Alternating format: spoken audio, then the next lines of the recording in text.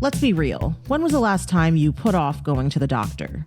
Maybe you said, I'm too busy, or it'll heal on its own. Or my personal favorite, I don't even know which doctor to go to.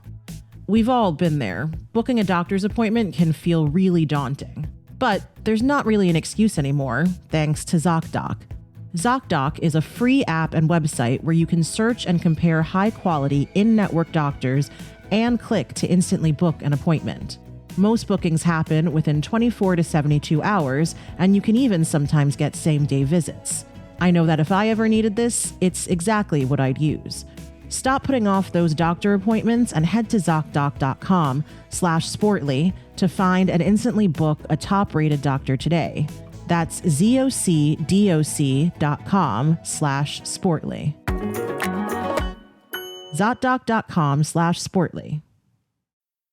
Fellas, you know Degree Cool Rush deodorant, right? Well, last year they changed the formula, and guys were mad about it. One dude even started a petition. So guess what? Degree heard us, admitted they messed up, and brought the original Cool Rush scent back exactly how it was. And it's in Walmart, Target, and other stores now for under $4. So grab some and remember why its cool, crisp, and fresh scent made it the #1 men's antiperspirant for the last decade. Degree Cool Rush is back, and it smells like victory for all of us.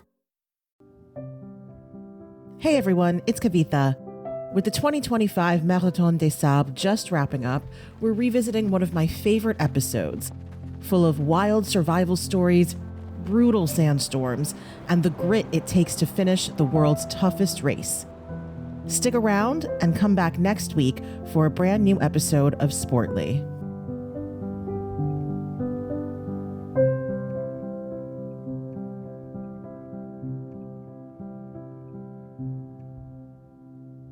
Hi, Sportly listeners. Just a heads up. Today's episode covers sensitive topics, including self-harm, death, and attempts at suicide. So please take care while listening. It's April 2016, and the 31st annual Marathon des Sables is underway. This legendary race is a brutally hot 150-mile run through South Morocco, a run which just so happens to be in the Sahara Desert. Split across 7 days, it's known as the toughest foot race in the world. Among the competitors is British veteran Duncan Slater, a 37-year-old double amputee attempting the race for the very first time. Participants come from all over the world. Alongside Duncan are 1,000 other runners from France, Morocco, the United States, Italy, Russia, and beyond. It's a marathon for boundary pushers across the globe. And it's a really big deal that Duncan is here today. While serving in Afghanistan back in 2009, his vehicle was blown up and he suffered severe injuries. His legs were so mangled that doctors eventually decided that amputating both legs was his best option. To Duncan, this was devastating. He was staring at a future he could never have imagined. But he was determined to still live his life to the fullest, especially as a new dad. I went to see a specialist and he goes, what do you want out of life? What's the thing that you want to be doing? I want to walk my daughter to school. That's my event horizon, that's what I want to be doing.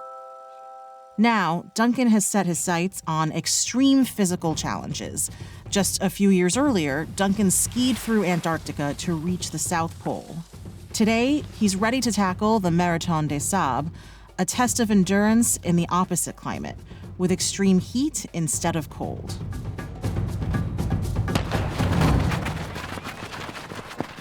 On day one, which usually covers around 18 miles, Duncan performs well despite the challenging conditions.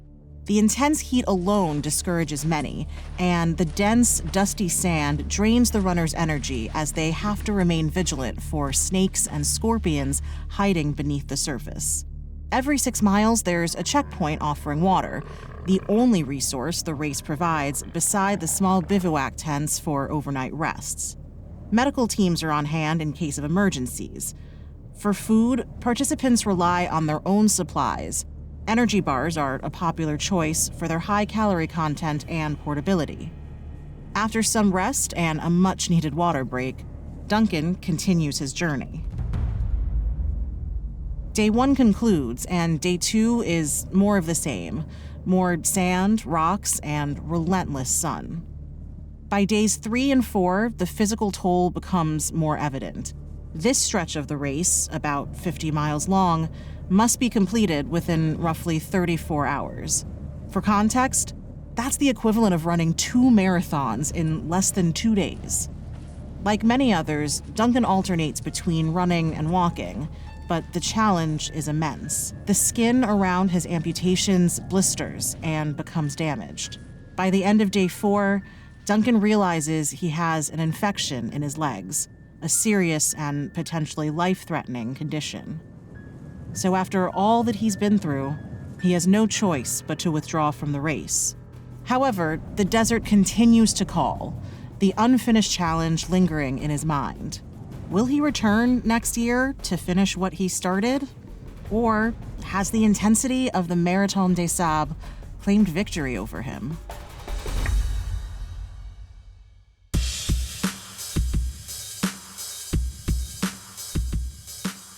Hey everyone, it's your host Kavitha Davidson, and welcome back to Sportly. Every week, we dive into sports history, spotlighting iconic events, remarkable athletes, and uncovering the lesser-known yet impactful moments both on and off the field. In this episode, we're spotlighting one of the toughest foot races in the world, the Marathon des Sables, or Marathon of the Sands, MDS for short. This brutally hot 150-mile run takes place in the sweeping Sahara desert dunes of South Morocco. Each year, over 1,000 people participate in this event, which includes 9 days in the desert. While there's now a newer, shorter form of the race, today we're focusing on the Marathon des Sables Legendary, the oldest and original race format. The MDS Legendary is nearly entirely self-sufficient. Runners like Duncan are responsible for their equipment and food, with the organization providing only water at checkpoints and basic bivouac tents. A medical team is also on site because, obviously, nobody wants runners to suffer serious harm. Now, the race isn't just a test of physical endurance, it's also a question of how far one can push their body and mind. The MDS, about 6 times longer than a standard marathon, confronts participants with temperatures up to 120 degrees Fahrenheit and challenging sandy and rocky terrain. What motivates people to undertake this extreme challenge? What strategies do they use to navigate the harsh environment? And for repeat runners, what keeps them coming back? Today, we'll explore the history of this ultramarathon and its unique process.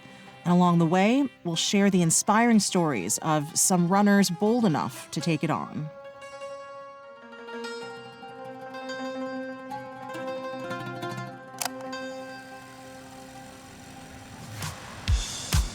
It's 1984, and 28-year-old Patrick Bauer is restless and unsatisfied. After spending 2 years in West Africa, where he made a living selling encyclopedias and medical books, Patrick finds himself living with his parents back in France.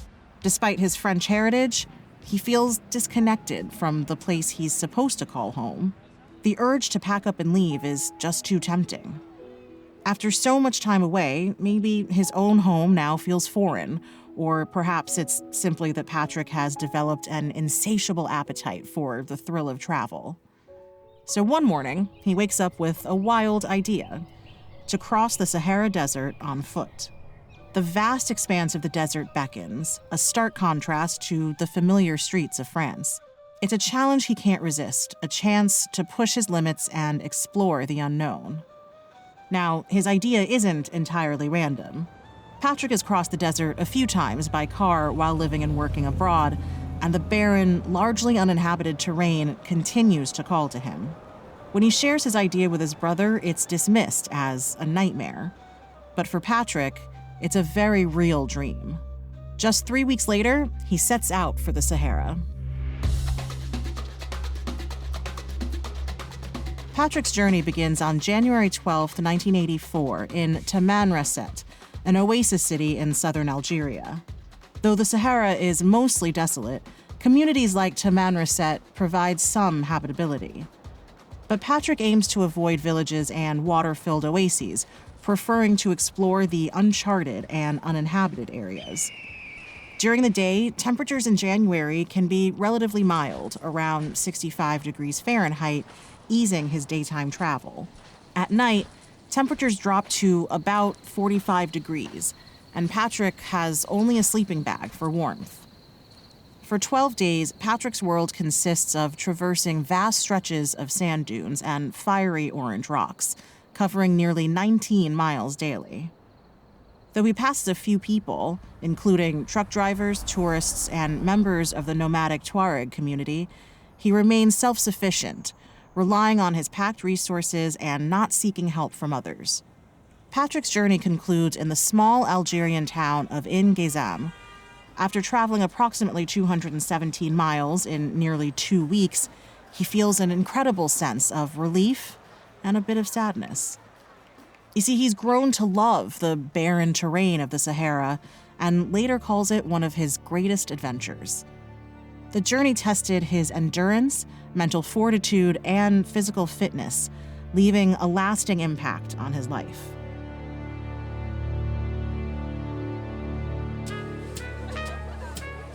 Upon returning to France, Patrick shares his experience with friends and potential sponsors. Though he piques the curiosity of local runners, few are eager to undertake such a demanding journey alone. And with that in mind, Patrick decides to organize an official event. The first official Marathon des Sables takes place in 1986, 2 years after Patrick's solo trek. Only 23 people participate, most of them French. Unlike Patrick's original route through Algeria and Niger, the inaugural race crosses the Moroccan Sahara. At less than 150 miles, the race is slightly shorter than Patrick's journey. At the end of the inaugural race, there are 2 winners, a man and a woman, both from Patrick's home country of France. They are the first in a long line of winners who will tackle the event year after year. Despite the heat, sand, and limited resources, the marathon's popularity continues to rise, and by 1989, 170 people enter the race.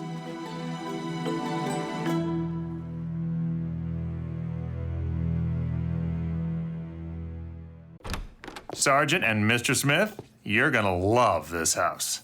Bunk beds in a closet? There's no field manual for finding the right home. But when you do, USAA Homeowners Insurance can help protect it the right way. Restrictions apply. Nigel here. Did you know the wise time to relieve allergies is at night? With Xyzal. And who better to explain than a wise owl like me? Your allergies won't take a hint when you're tired and ready for bed. Don't suffer the symptoms that bother your sleep. Take Xyzal 24-hour instead. It starts working fast and works while you sleep so you finally get much-needed rest. Then all the next day it's still going strong so you can feel your best. Be wise, all. Take Xyzal at night. Use as directed. Starts working in 45 minutes. In 1997, we meet 2 brothers from Morocco who will come to dominate the race, Lassan and Mohamed Ahansal. The brothers are from a rural town near Zagora in southeastern Morocco. Coming from a nomadic family, their daily life as young boys revolved around sheep and goat herding. For them, the Sahara Desert is not a foreign or perilous place, but a familiar and beloved home. Lassan's childhood was marked by frequent running, especially as he commuted to school on foot. Mohammed's introduction to competitive running came at 17, when he won second place in a local barefoot race. Their first encounter with the MDS was from the sidelines, as they watched the marathon runners pass through Zagora. In 1991, Lassan attempts to participate unofficially. You see, the race required an entry fee, which Lassan could not afford, so he wasn't considered an official competitor.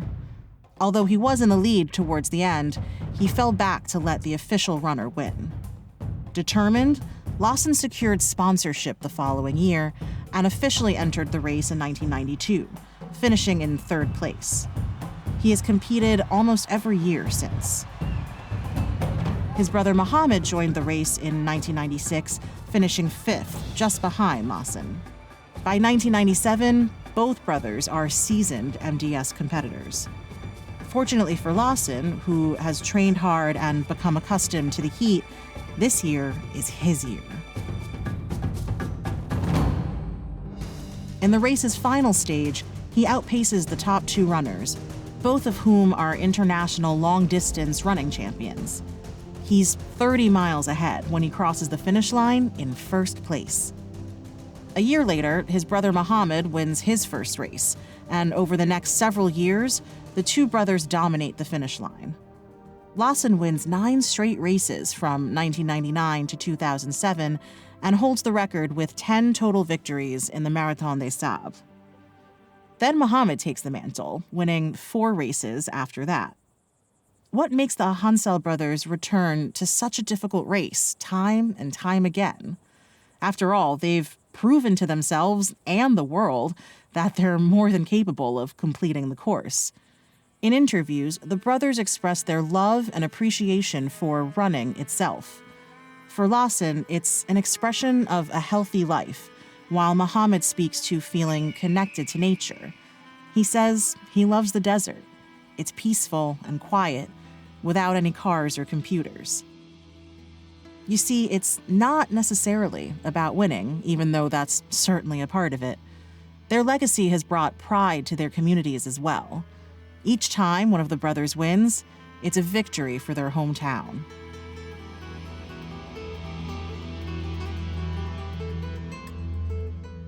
Now, you might be wondering why people compete in this race, and people have all different reasons for it. Regular winners, like the Hansel brothers, are likely motivated differently from the one-timers, the runners who have never claimed a win, or those who prefer to walk the course, for whom the journey is more important than victory. For many, it's also about survivalism. Remember that this race is built to be self-sufficient, mirroring Patrick Bauer's initial trek through the desert. Aside from water checkpoints, tents for sleeping, and a professional medical team, you're pretty much on your own. Runners are required to bring essentials like a minimum amount of food, a sleeping bag, a headlamp, disinfectant, a GPS, and a compass. But there are other supplies that seem necessary for the journey, like toilet paper, water bottles, extra clothes, soap, utensils. Part of the challenge in this race is efficiently rationing your resources, surviving on the basics, and making do with far less water and fewer calories than you're typically used to. For many, that's also the appeal of the Marathon des Sables.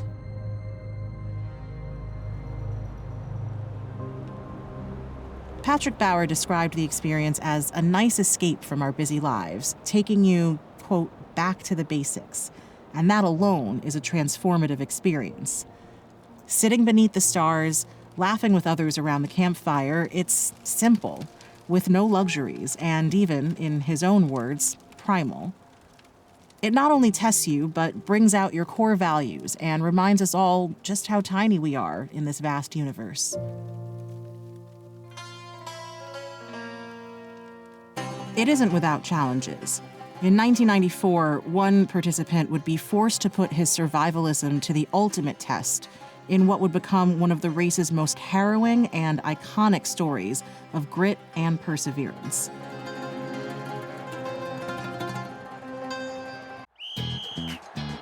Hilton brings you new ways to stay, with experiences that let you capture the glory days. Introducing the Graduate Hotels. Each inspired by local college towns, these stays are always original and never boring. Get in touch with traditions all across the country and enjoy a stay that's a class above the rest. Book at Graduate Hotels with Hilton Honors Points at Hilton.com. It's a win-win. Hilton, for the stay. In 1994, Mauro Prosperi, a 39-year-old former Italian Olympic pentathlete and police officer, lines up for the 8th annual Marathon des Sables. It's Mauro's first year, and he finds the desert a marvelous place.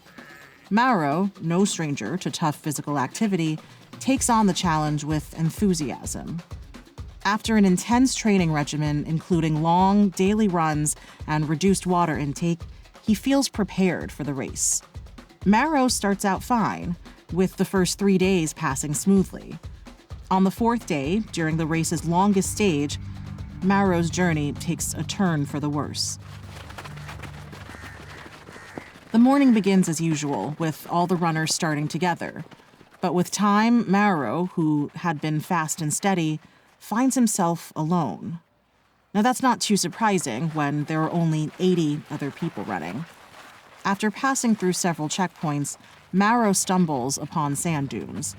The wind picks up, and before he knows it, he's caught in a sandstorm. In a blinding swirl of yellow and orange, he only has one option. He has to keep moving to avoid being buried, walking with the wind at his back to keep the sand out of his face. As he would later say, it feels like a storm of needles, and he endures this for 8 long hours. More than anything, Mauro is bummed about the race. He had been in 4th place, and now this 8-hour sandstorm has knocked him off his game. Morning comes, and Mauro runs for hours until he finally realizes that he's lost. He doesn't panic, but takes precautions. With very little water left, he urinates in a spare bottle and drinks his water sparingly. He only walks early in the morning or at night to avoid the hottest part of the day. Otherwise, he feels okay, mostly thanks to the items he'd packed for the race, his food and supplies, and a small knife. For the next 10 days, Mauro struggles to survive in the Sahara. He has to get very creative with his water intake in a few critical situations. When he stumbles across an old Muslim shrine, he finds bats hanging from the ceiling. Desperate for nutrients and moisture, he makes a drastic decision. He grabs a handful of bats, decapitates them, and drinks their blood and eats their organs. Over time, he finds other ways to secure water. He squeezes the juices from succulents and eats snakes, lizards, and rats. As his food supply dwindles, these unconventional sources of nutrients become essential to his survival. On 2 separate occasions, a helicopter and an airplane fly right over his head, but despite his efforts to catch their attention, they fail to see him and fly away. It's after these moments that Mauro feels the most dejected. One night, he tries to take his own life by slitting his wrists in the shrine. He figures that this way, his death will be quicker and less painful than a slow death by hunger and dehydration in the desert. It'll also be easier for people to find his body, ensuring that his family will receive his pension. But it doesn't work. His blood is too clotted for him to die, and he wakes up in the morning alive. But ironically, his suicide attempt sparks a new will to live within him. Against all odds, Mauro eventually stumbles across a community of nomadic herders near an oasis. The women there give him food and water until the local police find him. It turns out he's in Algeria, about 180 miles off course. He's lost almost 40 pounds, and it would take his body 2 years to fully recover. But what's even more incredible, Mauro goes back to finish what he started, returning to the MDS just a few years later. In fact, he returned 6 other times, finishing as high as 13th in 2001. Now, I have no idea what causes someone like Mauro to return to this race after cheating death once, let alone returning 6 times. But it seems that beyond the urge just to complete the race, he says he's caught desert fever.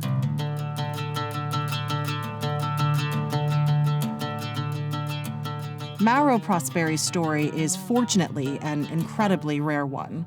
For the most part, people have managed to stay on course despite the race's conditions.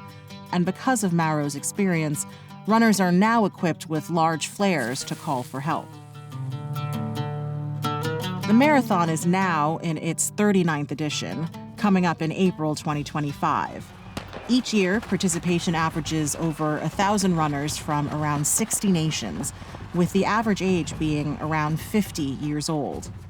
As we've seen, some participants return year after year. The most recent repeat runner of note is Rachid El Morabiti from Morocco.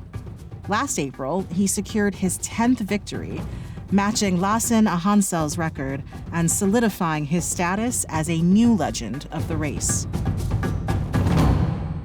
As for rules, current regulations require participants to be over 18 and provide documents proving their medical and physical wellness. Now, the race isn't cheap either. Each person must pay about $4,000 to enter, plus additional costs for gear. Entrance fees cover the flight, hotel, and transportation through the desert. Because of that, many runners seek sponsors to fund their race wearing their logo as they run. Many participants also raise money for greater causes. The top runners win up to $5,500 in prize money. With a dedicated medical team, the worst-case scenario for most people is simply having to withdraw. About 10% of runners drop out each year, sometimes more if the race faces unexpected challenges. Some years are drier than usual, others are too humid. In 2009, a flood, yes, a flood in the desert, washed away the planned route, forcing the organization to plan stages on the fly. In 2021, about half of participants withdrew due to abnormal temperatures and a circulating stomach bug. For those who must leave early, it's devastating, whether they're experienced runners or novices. And this brings us back to Duncan Slater, the British veteran who, after an infection in his amputated legs, was forced to pull out of his first race in 2016. But his story does not end there. In 2017, Duncan is back at the starting line with a new set of prosthetic legs, once again ready to conquer a challenge that seemed impossible years ago. Despite the dehydration, pain, and intense heat, Duncan triumphantly crosses the finish line after 7 days, becoming the first double amputee to do so. A little bit of it is bloody minding this, and I think some people along the way say we don't think you can do it, so you want to prove people wrong because, I'm lucky I get the opportunity to do these things, so I want to complete them, I want to do it, I want to show people that you can do it. In the end, pain, heat, and exhaustion are not enough to stop the approximately 30,000 people who have participated in the Marathon des Sables since its founding. If anything, pain seems to remind us that we're alive, healthy, and able to endure whatever the world throws at us. Pain reminds us that we're human. The ability to endure is how one runner describes it in an interview for the Netflix docuseries Human Playground. Released in 2022, Human Playground features the Marathon des Sables from the perspective of runner Amy Palmera Winters. She's 51 years old, a mother, an experienced and accomplished runner, and also an amputee. She lost her left leg below the knee in a motorcycle accident decades ago. Despite the blisters from her prosthetic, crippling cramps throughout her body, and the burning smell of her skin, she became the first woman amputee to complete the race. The pain is what helps her achieve amazing things. And maybe it's something we can all learn from. In a world where pain is inevitable, why not face it on your own terms, using it to build yourself up, push your limits, and conquer the unimaginable? In Amy's own words, "Pain is my playground."